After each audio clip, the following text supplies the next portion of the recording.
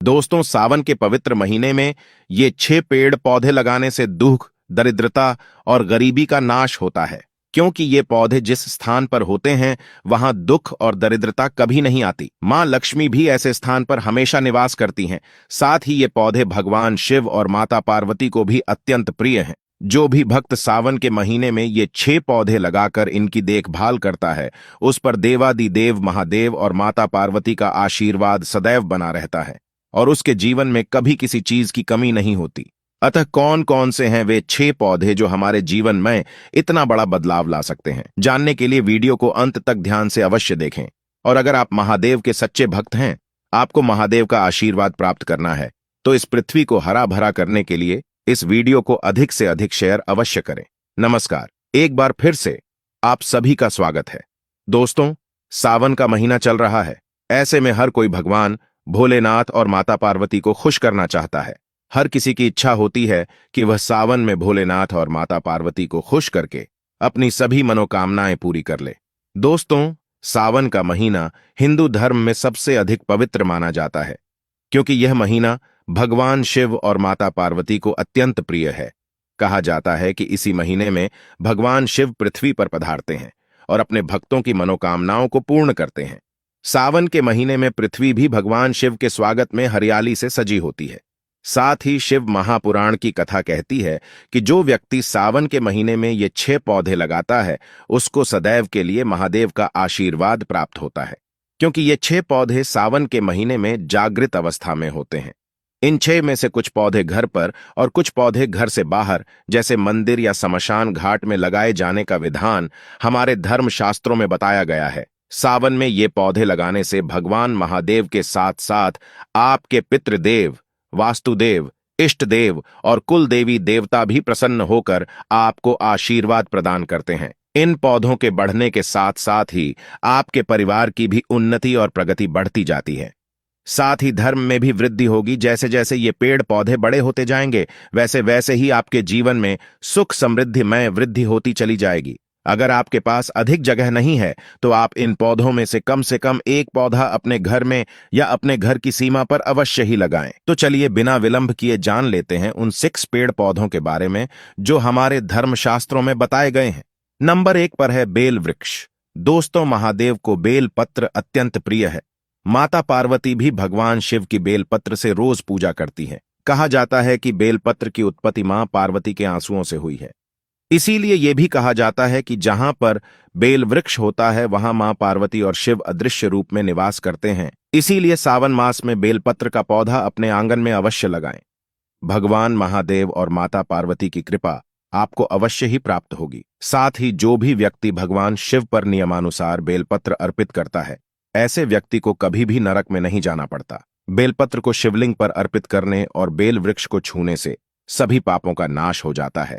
शिव महापुराण की कथा कहती है कि जिस स्थान पर बेलपत्र का वृक्ष होता है, वह स्थान काशी तीर्थ के समान पूजनीय और पवित्र हो जाता है। साथ ही बेल वृक्ष के नीचे बैठ करके की गई पूजा कई गुना अधिक शुभ फलदायी मानी जाती है। श्रावण मास में शिवलिंग पर बेलपत्र अर्पित करना अत्यंत शुभ माना जाता है। लेकिन यदि आप श्रावण के महीने में अपने घर में बेलपत्र का पौधा लगाते हैं, तो यह आपके लिए बहुत ही फायदेमंद साबित होगा। आप पर भगवान शिव की कृपा सदैव बनी रहेगी। साथ ही जीवन में विशेष धनागमन के योग भी निर्मित होंगे। ऐसे घर में कभी भी दरिद्रता वास नहीं करती है। लेकिन एक बात का अवश्य ध्यान रखें कि अगर आपके घर में बेल वृक्ष है, तो रोज संध्या के समय उसके नीचे एक गाय के घी का दीपक अवश्य ही प्रज्वलित करें। मैं यहां आपको एक बात और बता दूं कि बेल वृक्ष को घर के ईशान कोण में या उत्तर दिशा में लगाना सर्वश्रेष्ठ माना जाता है। नंबर 2 पे है समी का पौधा। दोस्तों, वास्तुशास्त्र के अनुसार समी के पौधे में शनिदेव का वास माना जाता है और साथ ही ये पौधा भगवान शिव और माता पार्वती को अत्यंत प्रिय है, क्योंकि माता काली शनिदेव की आराध्य देवी हैं और महादेव शनिदेव के आराध्य देव है।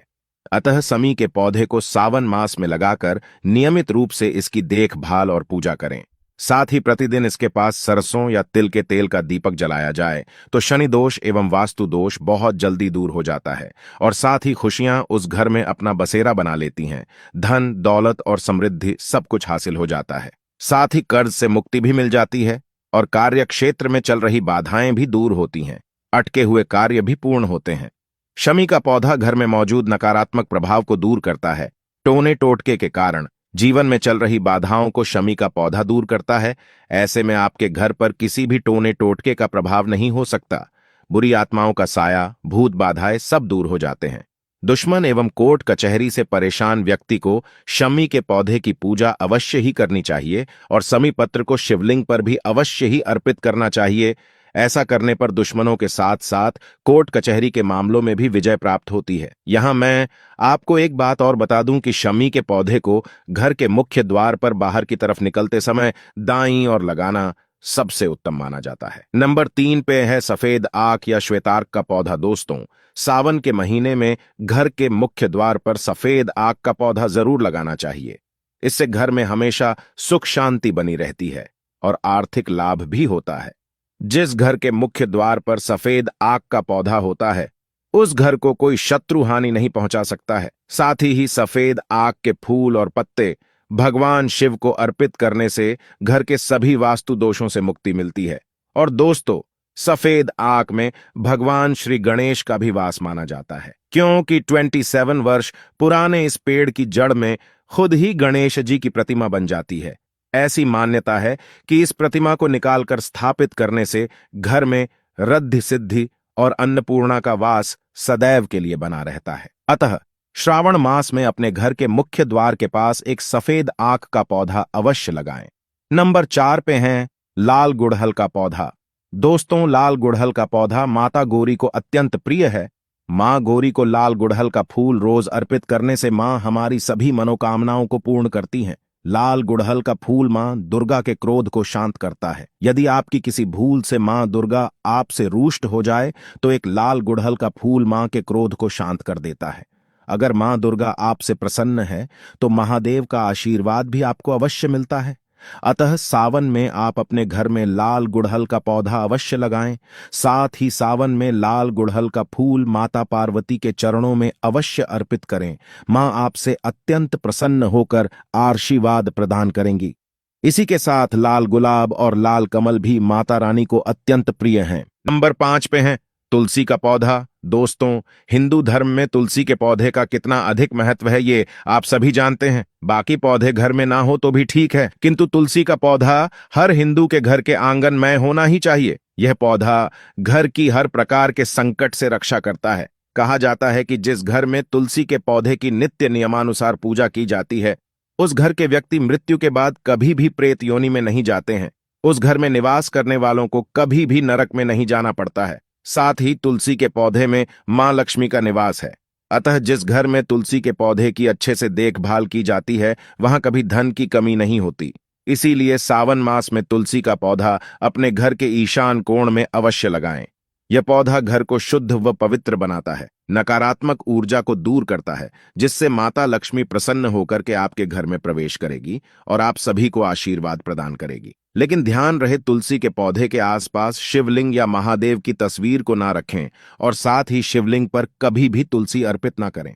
नंबर 6 पे है बरगद का पेड़।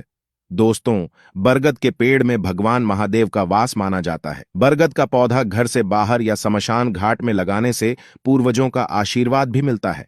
पितृदोष, पितृऋण और प्रकृति ऋण से भी व्यक्ति को मुक्ति मिल जाती है। इसकी देखभाल करने से व्यक्ति को दीर्घायु की प्राप्ति होती है। यह पौधा मोक्ष प्रदान करने वाला भी माना जाता है। आपकी जानकारी के लिए बता दूं कि बरगद के पेड़ को साक्षी मानकर माता सीता ने राजा दशरथ के लिए पिंडदान किया था। इस पेड़ को लगाने वाले व्यक्ति को हर प्रकार के कर्ज से मुक्ति मिल जाती है और भगवान महादेव भी ऐसे व्यक्ति से अत्यंत प्रसन्न होते हैं। तो दोस्तों, सावन के महीने में आप यह पेड़ पौधे अवश्य ही लगाएं और मैं आशा करता हूं कि आज की ये जानकारी भी आपको पसंद आई होगी। अगर पसंद आई है तो कमेंट बॉक्स में हर हर महादेव अवश्य लिखें। धन्यवाद।